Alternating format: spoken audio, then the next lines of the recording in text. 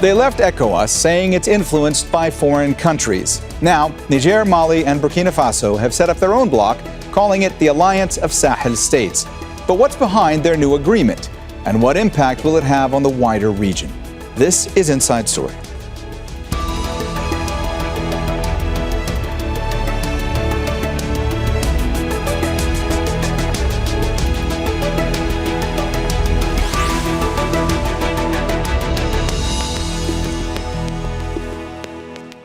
Hello and welcome to the program. I'm Mohammed Jamjoom.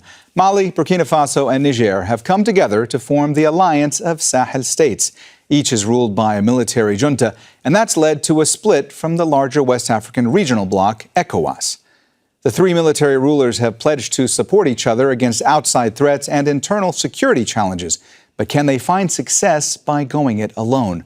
Or will a divided Sahel region make regional challenges even more difficult to tackle?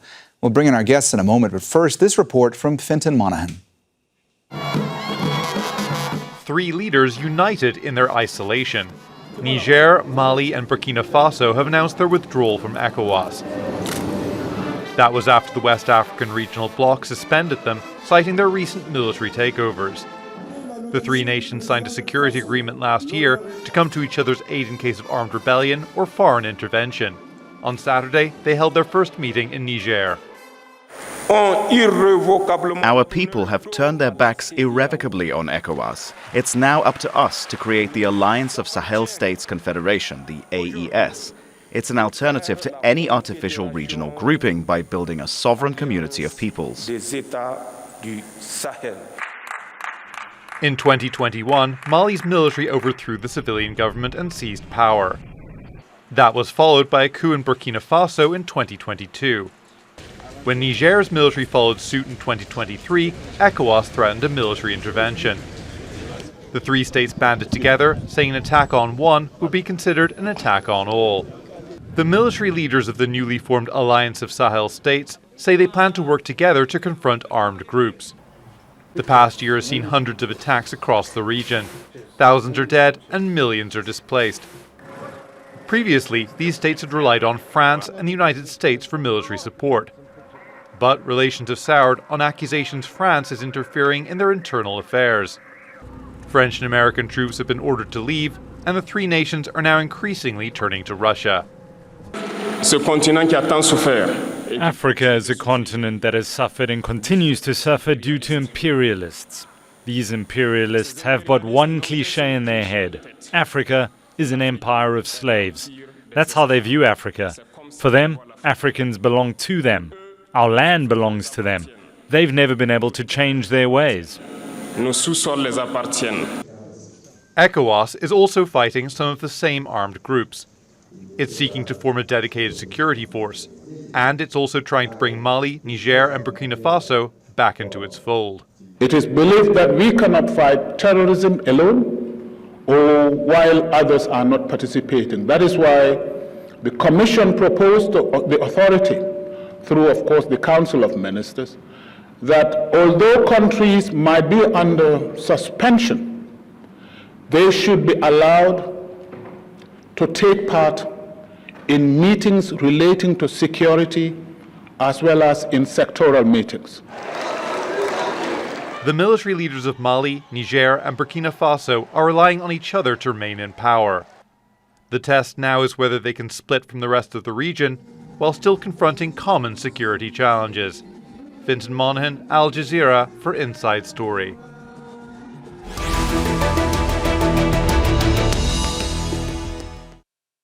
All right, let's go ahead and bring in our guests. In Bordeaux, Erwan De Cherisey, a specialist in African armed forces who has been embedded with military operations in Cameroon and Mali.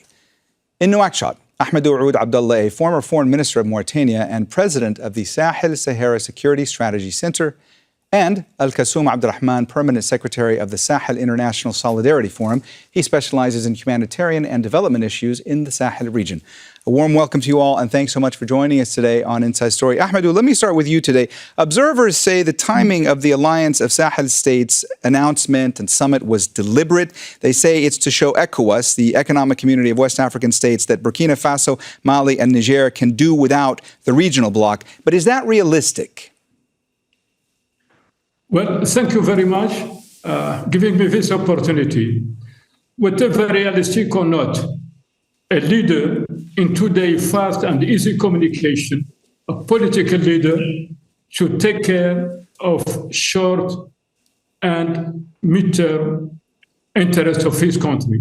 I think these leaders certainly are honest, but I think probably off track concerning the political, economic, and security situation in their country. Their objective should be security of their people, economic development, not looking back if this is wrong or right or east to west. You know, the old thinking of diplomacy is behind us. So I don't think they are right in this point. They should defend the interests of their country, their own regime, but trying to put everything in the Cold War era, to me, is off track.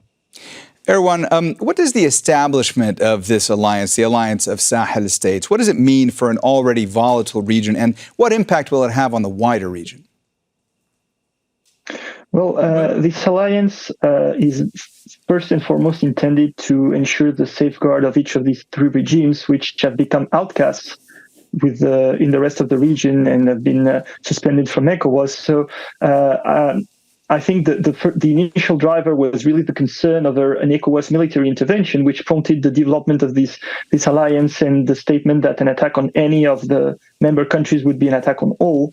And now they're trying to develop it into an anti-terrorism mechanism, which is basically reframing what existed before with the G5 Sahel, which also included Mauritania and Chad, and will likely include the intelligence sharing, the possibility of joint operations and of incursions, pursuit rights when pursuing an armed group into one of the neighboring countries.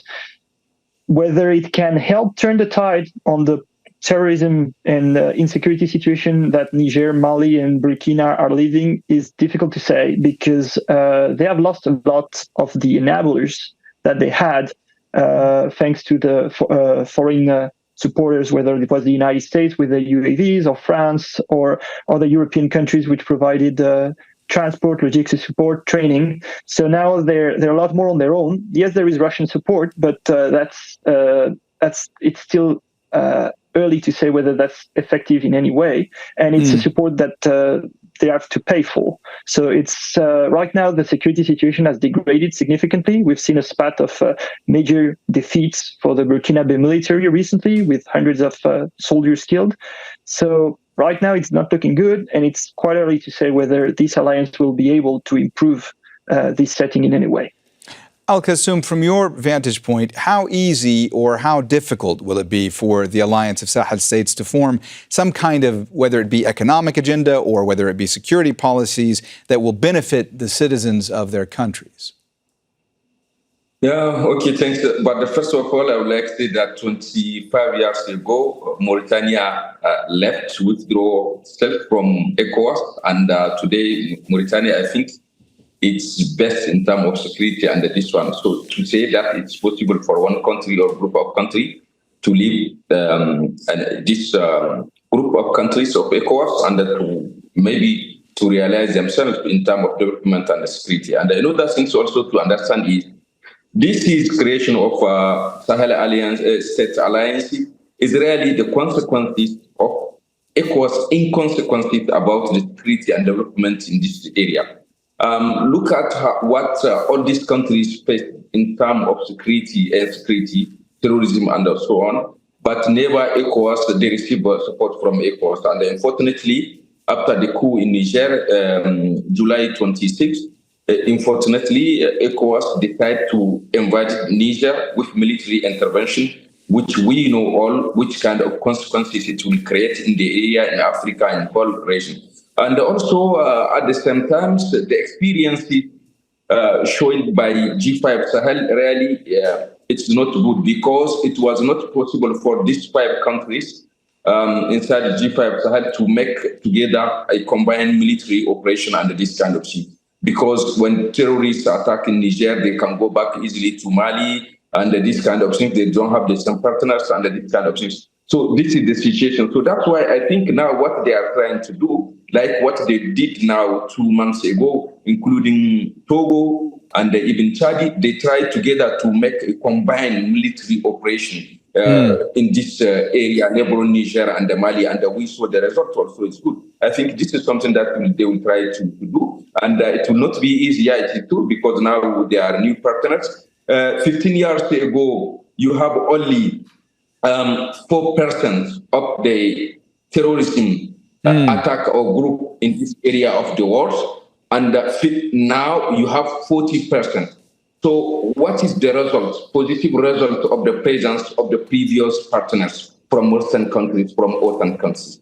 I think this is the caution, and also this is why this is the problematic, how the previous partners really supported this country and how they fight together against this situation of insecurity. And I think 15 years ago, the situation really it become more and more difficult, and instability is stabilizing in this area. And that's why I think they are trying I'm sorry to interrupt you, but I want to get back to you about the point you're making about instability in just a minute. Let me go to Ahmedou again right now. Ahmedou, I want to ask you about the fact that we know that ECOWAS has suspended Mali, Burkina Faso, and Niger after those respective military coups that happened in the past few years. But, you know, ECOWAS also, they imposed sanctions on Niger and Mali, but they've also indicated that they're initiating moves to bring these countries back into the fold. How do they hope to do that?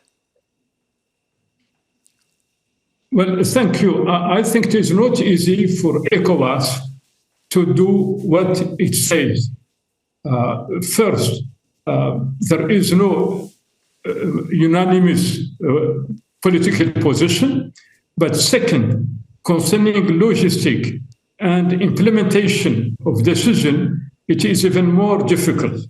What ECOWAS should do is to try to convince one way or another the three states that first they are landlocked. They need ECOWAS member state with access to the sea and international trade. They should do it in a peaceful, not aggressive way, especially because they don't have means to make aggression. But at the same time, for me, what is most important is the leader of this new country should go beyond the Cold War mentality, that it is East-West or North-South, especially East-West. They are landlocked and they have to do the best to get access to the brother and neighboring state on the coast. This is true, especially for Niger and Benin. So this is what I think, and ECOWAS is a regional organization like African Union, like Arab Leagues. They don't have necessarily the capacity to implement decision made. They have to be more convincing than trying to bring force. But again, and I finish on this, the responsibility is on the leader of these three landlocked countries. Make national reconciliation, try to unite and strengthen the domestic front, and be open. Whatever they quit ECOWAS, whatever they quit the CFA zone, the responsibility is peace in their country.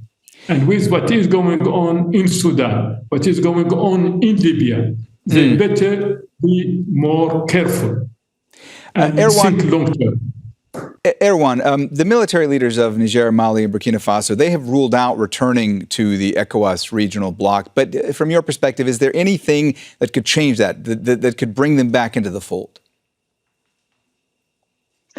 I don't really think the current regimes will consider rejoining ECOWAS, which they see as connected to various Western interest groups. The fact that that ECOWAS is, I mean, even though there is a monetary transition plan, the plan is still using the CFA franc, so that's also viewed as an instrument of domination by France. So I only see a return of any of these countries to ECOWAS if there was a regime change. I don't really see it happening under the current regime unless there was a complete U-turn in terms of outreach from ECOWAS to these countries. I think they're betting strongly on these Sahel States Alliance to satisfy their needs, and will probably try to work out an individual deal with one or more countries with access to the sea. We've seen that they've been developing a relationship with Togo, so that might be the country they aim for when trying to get an outlet to the sea, rather than re-engaging to join back in ECOWAS. Alkassoum, Mali, Burkina Faso, and Niger, they've regularly accused France of meddling in ECOWAS. How much did anti-French sentiment impact the action that was taken, the formation of this alliance? Yeah, so let's say, because I think when ECOWAS, for example, decide to make sanction against Mali or Burkina or Niger, many of time French diplomacy was around. Maybe they have meeting before or something like that. And also the position was the same at the time. The position of France government, and the position of ECOWAS. And I think this has created an accusation with proof, with or without proof. And this is something really that's happened. But also today, the situation is that it's not only this military regime. When you talk with population in these three countries, really all the population, they are against ECOWAS today. And it will not be easy, even after election, when a civilian regime will arrive on power in these countries. It will not be easy for them to go back to ECOWAS. But I think, as they said recently, it can be possible for them to take a position of observers inside ECOWAS, but never a member that they will face sanction under any dicta from ECOWAS or from other European countries. Ahmedou, how much will the creation of this alliance draw in non-Western powers like China and Russia? Well, thank you. This is, to me, a very important question. As you know, China is known for being very discreet, especially in its international relation, in particular in that region. They have been there since 60s, the early 60s, in Guinea and Mali in particular. And then Ghana, they had the problem, they left, but they still there, trained many civilian, many military, and equipped mostly Mali army, directly or through neighboring states. This is not the case of Burkina or Niger. This being said, as I have mentioned earlier, we are not in the era of a Cold War. Whatever a leader in the Sahel, especially in the Sahel, we is destabilized. If you look in Sudan, if you look into Libya, if you look for terrorism expanding south, the leader should be more pragmatical than ideological. And with the social network, with easy access to media like yours, Jazeera, whatever Arabic, French, or English, but especially Arabic English, the leader should be careful in trying to avoid their responsibility and putting it on the back of the other. Whatever the responsibility of not to France, but the French leadership, you cannot change history overnight. You cannot change geography. Is there? You know, you see the problem in Niger with Benin, access. They have to solve it. Same if it were not Togo, Burkina and Mali have problem getting access. If it were not tolerance of Côte d'Ivoire and Senegal, Mali have difficulty of access, and helped once by Mauritania and Guinea. So my point, a leader should be in charge of people best interest, not the ideology of the 60s. And China is not interested. I am convinced also that Russia, Turkey, and Iran are not going to destabilize this country. It is the leadership to be more aware of the current situation. Erwan, ECOWAS has over the years provided troops and security to counter the armed groups that operate in the region. What is the risk now that this split becomes more of a power vacuum? I mean, does that increase the risk of violence going forward, more violence from these armed groups operating in the region if they perceive this split to be a power vacuum? Well, the more likely thing is that if the security situation in these three countries which form the alliance degrades, there is an increased risk that these armed groups will be in a position to threaten more aggressively neighbors of these countries, whether it's Chad or Mauritania or Togo, Benin. We've seen attacks already taking place, particularly in Benin and Togo. Also, some indications in Ghana, attacks also in Côte d'Ivoire. So there is a risk that if the security situation further degrades in the Sahel State Alliance countries, then armed groups will be able to expand their area of operations and target other countries. Whether the moving away from ECOWAS has any direct impact beyond the economic implications resulting from the sanctions, from the disconnection, and the difficulties in dealing between the three countries and their neighbors, it might not be a direct consequence, but this whole crisis of coup d'etat and tension that has been ongoing since 2020 has definitely impacted security in a negative way, and that alone is increasing the risk of a spread of the armed groups' activities to other countries in the region. Alkassoum, I want to talk more about some of the armed groups in the region. Armed groups linked to Al-Qaeda, linked to ISIL. They've jockeyed for control of territory in Mali, Burkina Faso, and Niger. How bad is the situation currently?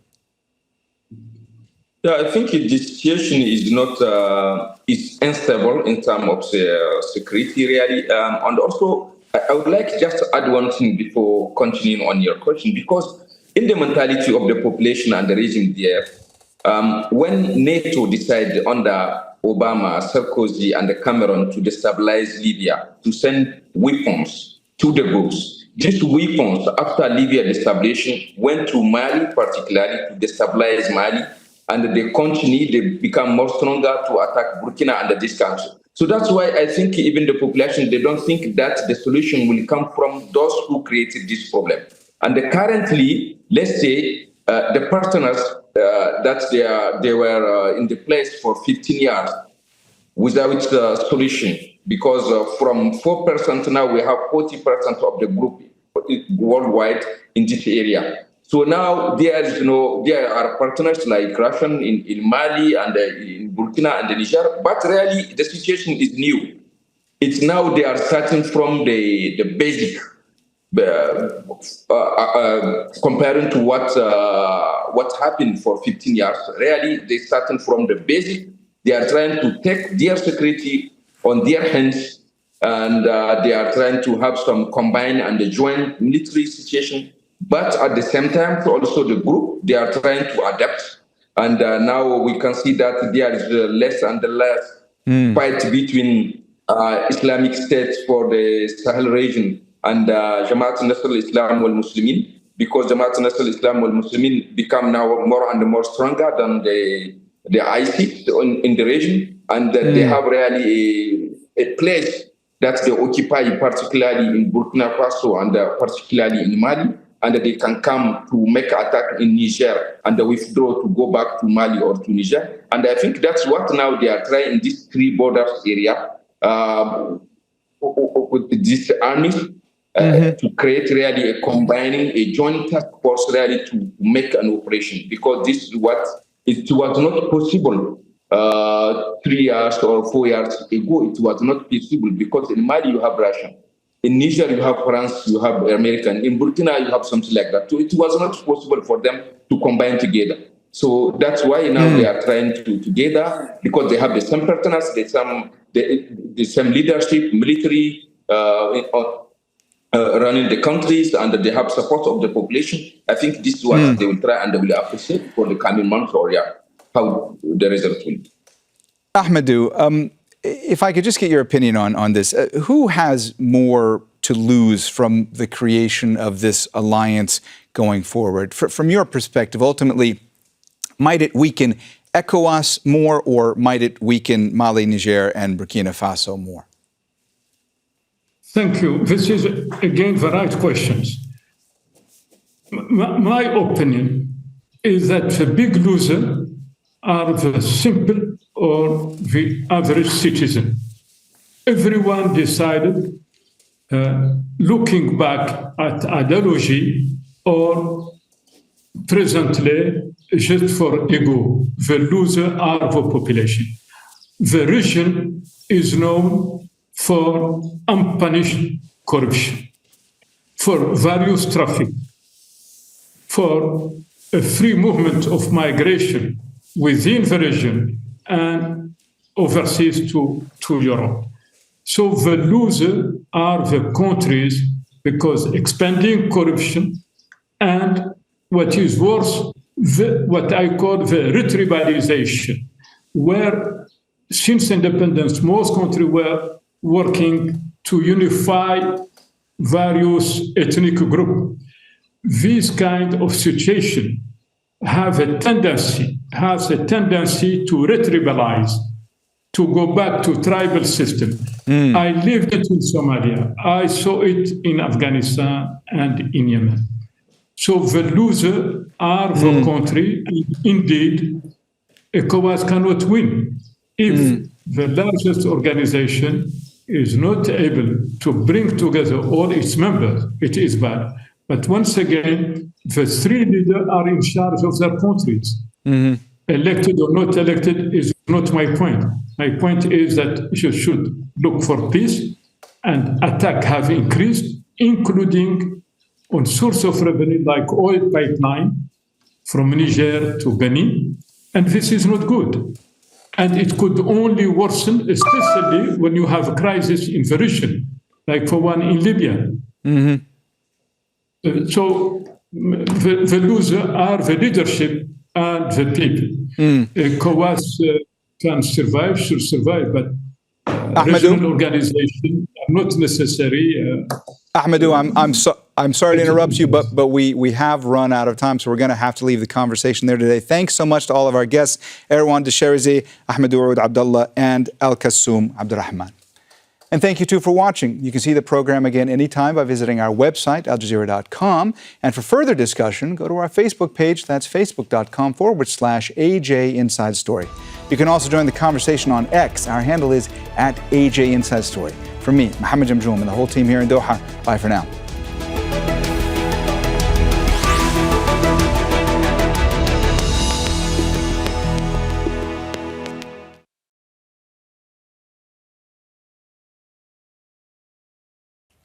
Make sure to subscribe to our channel to get the latest news from Al Jazeera.